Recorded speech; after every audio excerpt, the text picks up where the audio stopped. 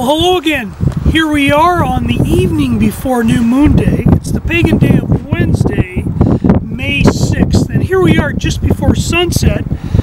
My time in my area, sunset this evening is 20:29 or approximately 8:29. The moon behind me right now is 7 degrees above the horizon and 115 degrees true north. So as we can see, very bright. It's the last supermoon of the pagan year 2020, and once again the evening before New Moon Day. The moon this evening will turn 100% illuminated at 2:23 a.m. after midnight, going into Thursday, pagan day of May 7th. So the moon will be 100% fully illuminated by 2:23 a.m. and stop being fully illuminated tomorrow by 11:13 a.m. And hallelujah that there are so many Bereans who are forecasting in advance. And then getting outside in creation to test and prove that forecast to verify what the sun, moon, and stars actually do, day after day and night after night. And by knowing the position of the moon in actual time, altitude, and location to true north, and of course, the percent illumination through the scriptural 4 night watches, which is a comprehensive use of all the witnesses of light that are available for the moon. And for those that have seen our other YouTube scriptural study videos on this subject matter, this same scripturally orderly process is done with the sun and scriptural stars too. And as always, thank you to all those Bereans who verify this all over earth.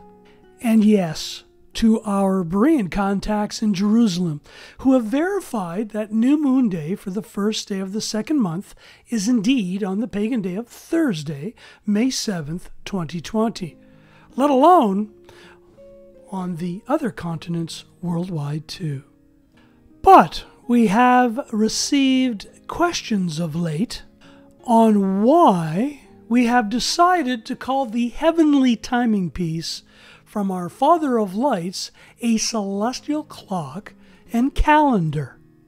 Because this scriptural timing piece is indeed a clock first and foremost that tracks the hours and seasons day after day and night after night, as we have covered in great detail in the past, scripturally, astronomically, historically, and as verified from an archaeological standpoint. But again, what can we glean from a brief word study on the word calendar? Yes, of course, a calendar is a system for fixing the beginning, length, and divisions of the civil year, and arranging days and longer divisions of time, such as weeks and months, in a definite order, and as well a tabular register of days according to a system usually covering 1 year, and referring the days of each month to the days of the week. The synonyms for the word calendar are referenced to an agenda, docket, program, schedule, and timetable. And it is no conspiracy that the existing calendar that the world utilizes is a non-scriptural system with its own agenda. The Wiktionary, Free Dictionary, states that the word calendar and its etymology was from the Middle English, known as calendar, with a K, in which the French language followed suit, while the Latin clearly defines it as calendarium, which is defined as an account book. Hold this thought. as it is extremely important, and we will come back to this in greater detail. And, much to the surprise of many, the word calenday, a derivative of calendarium, is known as the first day of the month. And the word kaler had a meaning of action, which was to announce solemnly, to call out, as in the sighting of the new moon. Yes, indeed, the present non-scriptural calendar is an account book.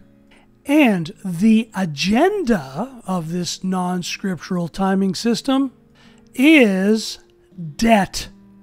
Please research this for yourself. There are many resources that will literally enlighten you. Please find out the purpose of the Roman Latin calendarium, because on the first day of the month, debts fell due, and accounts were reckoned. Yes, learn about the Roman Catholic Universal Church and its non-scriptural system of selling indulgences as well. And then reflect on what is being put in place today as what is known as social credit systems. Find out about the financial beast system and who rides it for a time and why. The non-scriptural calendarium system is designed to produce debt and death, while the celestial clock and calendar of YaHUaH is about life and freedom from debt in all its various forms. We have been involved in various scriptural study assemblies which go into greater detail on this so very important scriptural subject matter.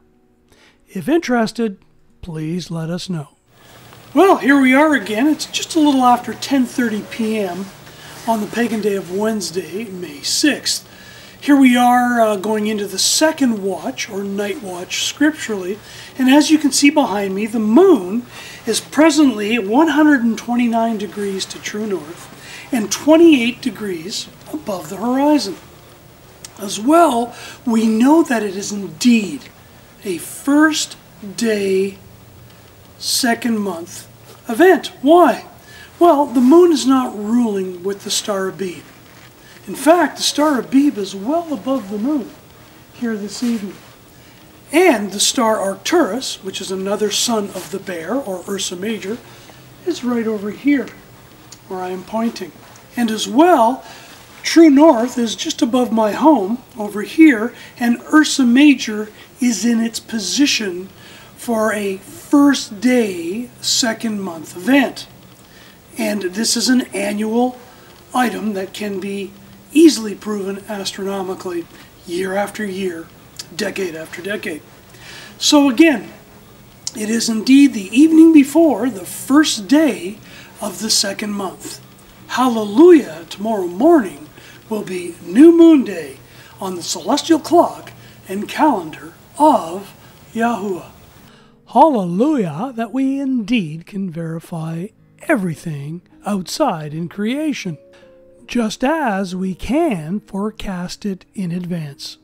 So the scriptural stars I just mentioned out in creation again are duplicated here on this forecast from the program known as Stellarium. Notice as well the star known as Hamal, or the Lamb, cannot be seen. Neither Pleiades and or the seven-star cluster known as Orion. And why not?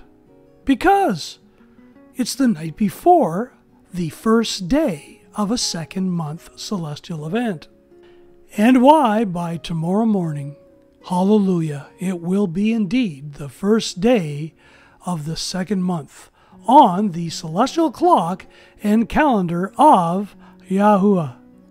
And as shared last year, and as we can see here, the star Hamal, known as the Lamb, is not in a first day, first month position. It is indeed in a first day, second month position on the celestial clock and calendar of YaHUaH, which indeed can be verified on other forecasting tools, but more importantly, can be tested and proven in creation.